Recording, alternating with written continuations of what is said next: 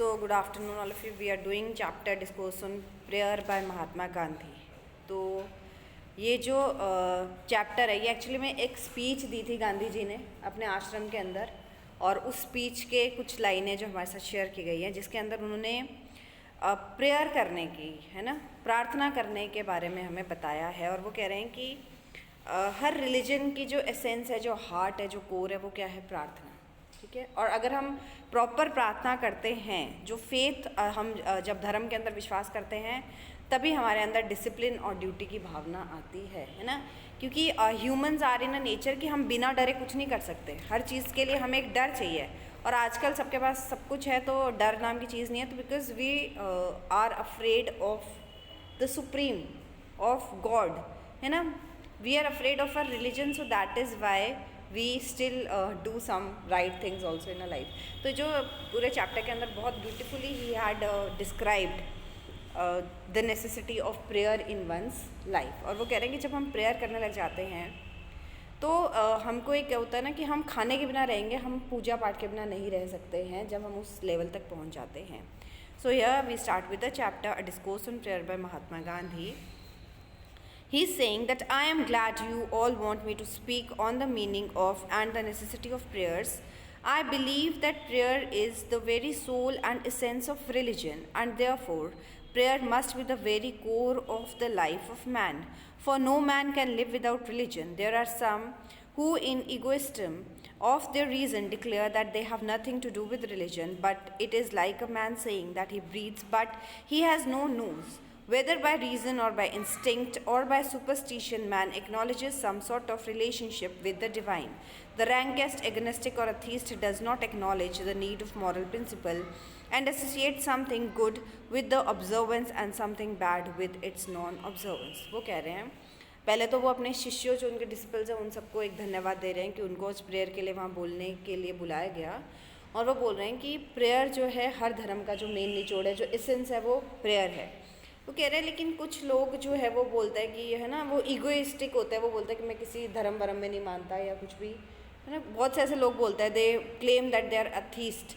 तो वो कह रहे हैं महात्मा गांधी ऐसा बोल रहे हैं कि उनका ऐसा बोलना एकदम वैसे ही बोलना है जैसे हम ये बोलें कि मैं सांस तो ले रहा हूँ बिना हवा के, है ना, आई लिव विदाउट ऑक्सीजन। अगर हम ऐसा कुछ बोलें तो वो सही है। वो कह रहे हैं कि चाहे हम सुपरस्टिशन की वजह से माने, चाहे हम एक्सटिंक्ट की वजह से माने, चाहे हम साइंस की वजह से माने, हम किसी भी चीज़ की वजह से माने, हम एक सुप्रीम गॉड की प्रेजेंस को मानते हैं, है ना। और हम उसको रिलीजन्स का नाम दे देते हैं, तो that means God is there and religion is there. ठीक है। अब इट इज़ आर कि हम उसको गुड ऑब्जर्वेंस से देखते हैं, हम बैड ऑब्जर्वेंस के साथ उसको देखते हैं। Now I come to the next thing, ways that prayer is the very core of man's life at the most vital part of religion. Prayer is either petitional or in wider sense is inward communion.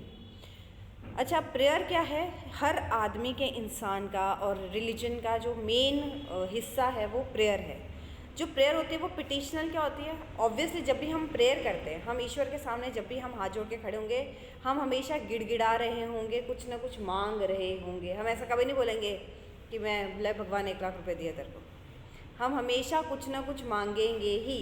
वो पैसा हो सकता है, वो health हो सकती है, वो वेल्थ हो सकती है, वो कुछ चीज़ हो सकती है, वो हमारा अच्छा हो सकता है, वो किसी का बुरा भी हो सकता है। लेकिन जो हमारी प्रेयर होती है उसमें हम हमेशा कुछ ना कुछ मांगते हैं।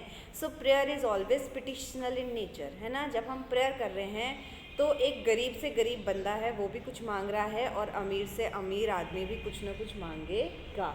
सो जो भेदभाव होता है ना, हैव्स एंड हैव नॉट्स का, वो प्रेयर जो है वो दूर कर देती है, because prayer is petitional in nature. And he is saying कि एक इनवर्ड कम्युनियन है ना।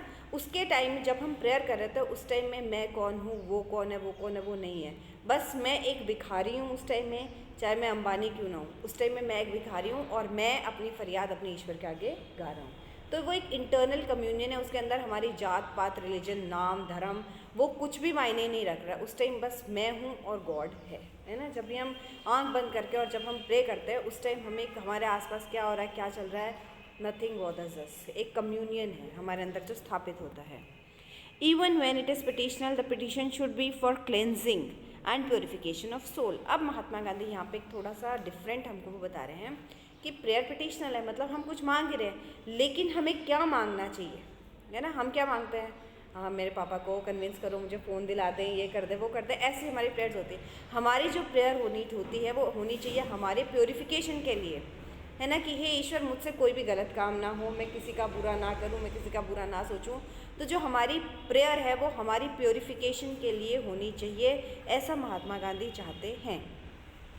He therefore who hungers for the awakening of the divine in him must fall back on prayer। और वो कह रहे हैं कि जो भी इंसान अपने अंदर एक अच्छी जागरूकता लाना चाहता है, जो ईश्वरीय गुण चाहता है, उसको प्रेयर्स करनी चाहिए। But prayer is no mere exercise of words or of the ears, it is no mere repetition of empty formula. अब कुछ लोग क्या होते हैं, मतलब सब रिलीजन्स के अंदर कुछ पर्टिकुलर मंत्रास होते हैं जिनको हम प्रेयर के नाम पे बोल देते हैं, एंड सीरियसली टेलिंग कि उनके मतलब हमको किसी को भी नहीं पता होता है ना। संस्कृत के श्लोक होते हैं या उर्दू अरबिक के वर्ड्स होते हैं, पर्टिकुलर अलग अलग लैंग्वेजेस के अंदर होती है। बस हमको प्रेयर करनी है, हम वो क्योंकि बचपन से करते आ रहे हैं, हमें वो रट चुका है and we just go through it, है ना। हमको पता ही नहीं है हमने क्या बोला क्या नहीं बोला, हमने मान लिया हमारी प्रेयर हो गई। लेकिन वो बोल रहे हैं नहीं, रेपिटेशन ऑफ राम नामा इज फ्यूटाइल। सिर्फ राम नाम जपना काफ़ी नहीं है ना। उससे हमारी आत्मा का शुद्धिकरण तो नहीं हुआ ना, सिर्फ राम राम करने से हमारी आत्मा तो वैसी की वैसी ही रही, ज़बान पे हम राम। हमारा जो प्रेयर का होगी, जब हम दिल से चाहेंगे कुछ, तब वो प्रेयर होगी। It is better to prayer to have a heart without words than words without a heart. वो कह रहे हैं कि प्रेयर करने के लिए दिल से वो निकलनी चाहिए, वर्ड्स ज़रूरी नहीं है ना। आप कुछ भी नहीं बोलोगे, आप मौन खड़े हो, लेकिन आपके अंदर जो आपके अंतरात्मा कुछ बातें बोल रही है, that is real prayer. And I am giving you a bit of my experience that of my companions when I say that who has experienced the magic of prayer may do without food for days but not a single moment without prayer, for without prayer there is no inward peace। वो कह रहे हैं कि मैं अपने experience से और अपने साथ वालों के एक्सपीरियंस से जो बहुत रिगोरसली प्रेयर करते हैं, हमने ये रियलाइज़ किया है कि जब हम प्रेयर की पावर को पहचान जाते हैं तो हम खाने के बिना रह जाएंगे, लेकिन हम प्रेयर के बिना नहीं रह पाते हैं। जब तक हम प्रे नहीं करते तब तक ऐसा लगता है कि हमने पता नहीं क्या नहीं किया और हमें इंटरनल जो पीस है वो नहीं मिलता है। Then he says, if in case someone will say we should be offering our prayer every minute of our lives। वो कह रहे हैं, कुछ तो कहेगा ना कि प्रेयर तो ऑफकोर्स हमको 24 घंटे प्रेयर करते रहना चाहिए। There is no doubt about it, but we erring mortals who find it difficult to retire within ourselves for inward communion even for a single minute। वो कह रहे हैं कि बिल्कुल हमें प्रेयर हालांकि हमेशा ही करते रहने चाहिए, लेकिन क्योंकि हम मॉर्टल्स हैं, हमारी बहुत सारी नीड्स हैं, ड्यूटीज़ हैं, उनको फुलफ़िल करने के लिए हमारे लिए प्रेयर के लिए अपने लिए टाइम निकालना बहुत मुश्किल है। तो हम प्रेयर के लिए कैसे टाइम निकालें? To remain perpetually in communion with divine. अब ये तो पॉसिबल ही नहीं कि हम 24 घंटे ही ना ईश्वर के साथ उसके अंदर बैठे रहें, नहीं। We therefore fix some hours when we make a serious effort to throw off the attachment of the world for a while, we make a serious endeavour to remain to sex cut off the flesh. वो कह रहे हैं लेकिन हमको क्या करना चाहिए, हमको पर्टिकुलर एक टाइम फिक्स कर लेना चाहिए, और चाहे कुछ भी होता हो बस वो टाइम मेरा है और मेरे साथ मेरे ईश्वर का है। उस टाइम में forget that we are living beings, we have so many duties, responsibilities, leave everything aside and we must have a communion with God। Then he says, I have talked of the necessity of prayer and I have dealt with the essence of prayer। We are born to serve a fellow man and we cannot properly do so unless we are wide awake। There is an external struggle raging in man's breast between the powers of darkness and of light, and he who has not the sheet of anchor of prayer to rely upon will be a victim of the powers of darkness।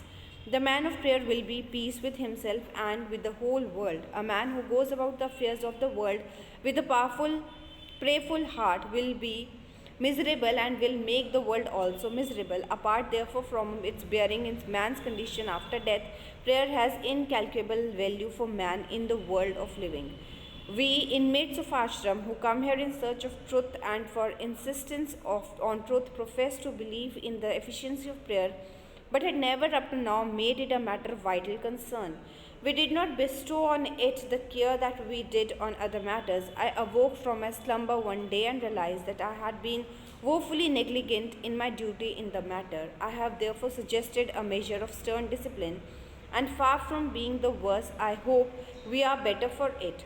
For it is so obvious, take care of yourself and the things will take care of themselves। Rectify one angle of a square and other angles will be automatically right। अब महात्मा गांधी यहाँ पे बता रहे हैं कि पृथ्वी के ऊपर सबका जिसका भी जन्म हुआ है वो जन्म किस लिए हुआ है? टू सर्व अदर्स, है ना, हम दूसरों की सेवा करने के लिए ही पैदा होते हैं, है ना। तो हमारी लाइफ के ऊपर से ज़्यादा हम दूसरों पे हम उदास होते हैं, हमारे पेरेंट्स उदास हो जाते हैं, हम खुश हैं, हमारे पेरेंट्स, ये बहुत से लोग जो हमसे एसोसिएटेड है, जुड़े हुए हैं, हमारी हर एक एक्टिविटी उन पे मतलब उनसे कहीं ना कहीं उनसे जुड़ी हुई है। तो कह रहे हैं कि एक आदमी जो रेगुलर प्रेयर करता है वो जहाँ भी जाएगा वो खुशियाँ फैलाएगा, पॉजिटिविटी फैलाएगा, और वो इंसान जो प्रेयर नहीं करता है वो जहाँ भी जाएगा वहाँ पे वो मिजरेबिलिटी ही लेके आएगा।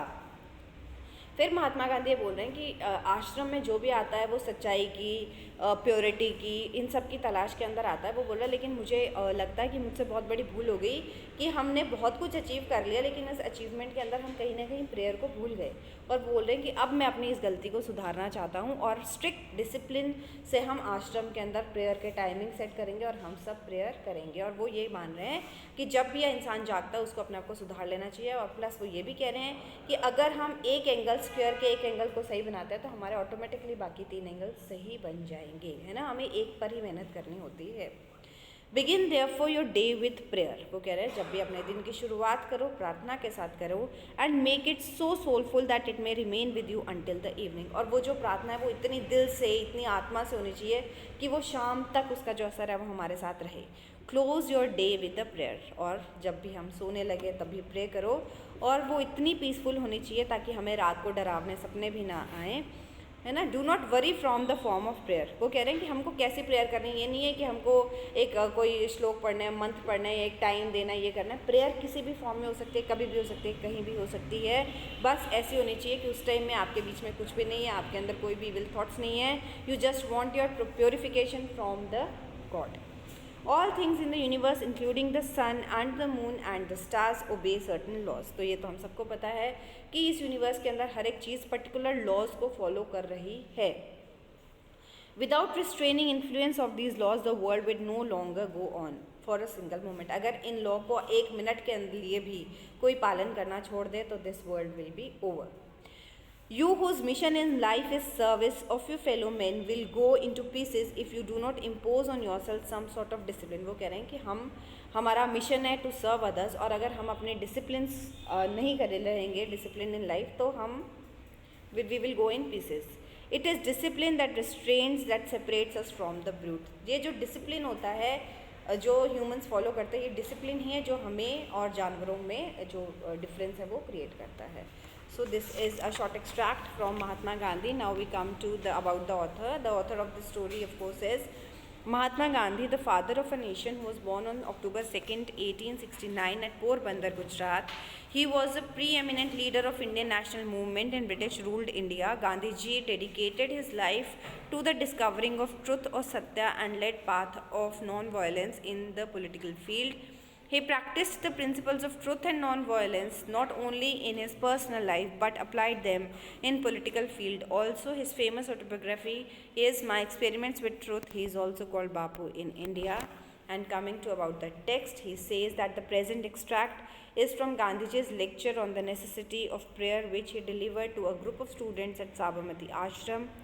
The author highlights the need of purity of mind and heart, which may be obtained through sincere prayers.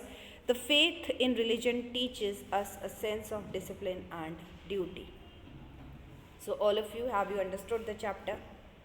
Any questions, any queries, you are always free to ask. Not understanding is a different matter. We learn a lot from this. A lecture of Gandhiji delivered by Gandhiji in Sabarmati Ashram. So we all must follow a disciplined way of life. And we must pray regularly, and our prayer should not be asking always, it should be for the purification of our soul. So I hope the chapter is clear. Have a good day all of you.